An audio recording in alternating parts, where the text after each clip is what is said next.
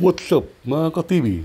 Andito na naman po yung lingkod, David Roman TV, na muli magbabahagi sa inyo ng konting kalaman tungkol po sa PLDT Internet Service, at ang magiging topic po natin ngayon ay tungkol sa terms and conditions ni PLDT at ni Converge. So, i-compare po natin, ano?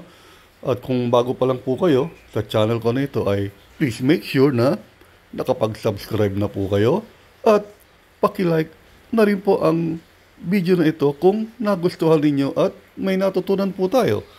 At huwag nyo na rin pong kalimutan pakiclick yung notification bell para updated po kayo sa mga susunod ko pang mga videos. Okay?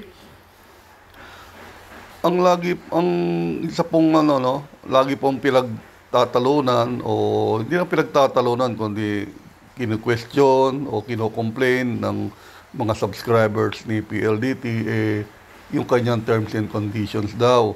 May nagsasabi, hindi naman kami pumirma dyan, hindi namin alam yan. Yung iba naman, ang lupit-lupit naman ng terms and condition na yan. Hindi makatao yan, dapat ipatulpo yan. Mga gano'n, mga ng ating mga PLDT subscribers, no? Alamin po natin, sapagkat yung terms and conditions ni PLDT, meron din pong terms and conditions si Converge. So, ang ginawa po ng iba, na-disconnect sila, umalis sila sa PLDT, lumipat sa Converge. Pero, meron ding terms and conditions. Ngayon, ang nagiging pagtatalo dun sa hindi pagbayad due to non-payment. Ano ba ang mga magiging epekto? Sa PLDT, pag hindi ka nakapagbayad sa due date, 2 to 4 days, disconnected na ang iyong internet. At pag hindi ka pa nagbabayad, monthly, nadadagdagan ang iyong bill, no? So, yun ang pinagko-complain nila. Umabot daw na napakalaki hanggang sa inabot na ng mga kung ilang libo na, may 10K, 12K, tapos may abogado na nagsusulat daw sa kanila, nag-i-email, nag-text, no? Yan. Sa Converge, ganun din po. Once na hindi po kayo makabayad ng inyong bill sa due date, no? Sila naman, bibigyan ka pa ng 30 days, no? So, ibig sabihin, 1 buwan pa, no? So, after nung 30 days at hindi ka pa rin nakapagbayad, bukod sa 2 buwan na yung babayaran mo, madi-disconnect na rin po ang inyong internet. So, pareho rin pong disconnected. Ngayon, kung pinabayaan po natin pareho, sabi nila, ang termination fee ni PLDT 3 times ng monthly plan, no? So, ang babayaran mo, pag magpapaterminate ka, bukod sa babayaran mo yung outstanding bills mo. Okay? Sa Converge naman, babayaran mo yung outstanding bill mo, plus, i-multiply mo yung monthly bill mo, no? Monthly plan mo, dun sa remaining buwan o months na natitira dun sa 24-month lock-in period, no? O contract na pinirmahan ninyo sa Converge. Halimbawa, kaka-apply nyo lang, so naka-1 o 2 buwan pa lang kayo, 3 buwan, na-disconnect na kayo, gusto nyo lang pa-terminate, o yung natitirang buwan, no? So 3 months pa lang, so 17.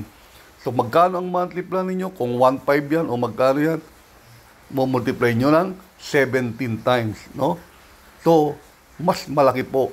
So, doon ang pagkakaiba ng PLDT at Converge terms and conditions. So, kung sa palagay ninyo, malupit, hindi makatao, dapat ipatulpo yung PLDT, sa palagay nyo po kaya, kung napunta naman kayo sa Converge at hindi nyo rin nabayaran, baka ganun din po ang maging sinasabi ninyo. Malupit din si Converge sa terms and conditions, hindi makatao, dapat din ipatulpo. So, ang bottom line po dyan kasi bayaran po natin on time yung ating pong bills. Monthly bills lang, mapa-PLDT yan, mapa-Converge yan, o dito, o Globe, may iwasan natin yung mga problemang ganito. So, sa ngayon po, at least, na pag-compare ninyo ang terms and conditions ni PLDT kay Converge, no? So, sana po, meron na naman po tayo natutunan sa aking na-i-share sa inyo, no? Although hindi po ako subscriber ni Converge, Pero siyempre, nababasa rin po natin yan, no, sa iba, no, at nalalaman natin doon sa mga ibang Converge subscriber na na-disconnect at naikukwento po nila, no? At siyempre, nag-search din tayo at nalaman natin tong terms and conditions ni Converge. So, sa muli, sana po meron po natin natutunan at ito po ang inyong lingkod, David Roman TV. Bye!